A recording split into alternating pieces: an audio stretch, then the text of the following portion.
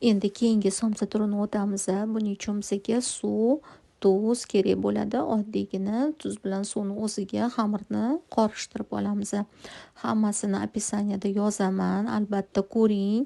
Retsept asosida tayyorlasangiz shunaqa yaxshi chiqadi.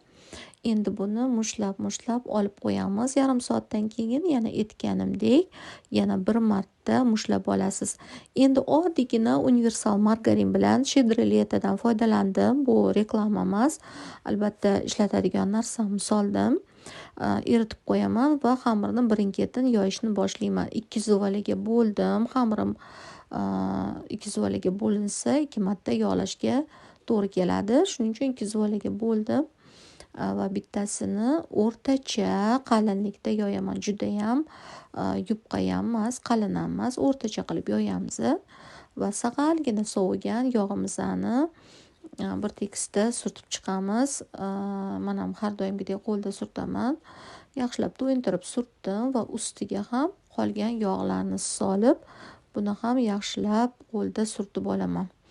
Qizlarjonlar, mana shu holatda barcha joylarini surtib bo'lganingizdan keyin bir pastga qotirishga qo'yib qo'ying.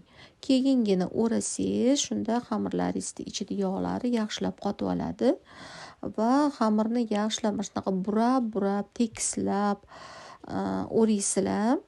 Keyin strichka solib, o'sha polfabrikat qilmoqchi bo'lsanglar ham, mana shu kamida 2 kilodan oshuv chiqadi. Menda 2 kilodan oshuv chiqdi. Muzlatib qo'yishingiz mumkin.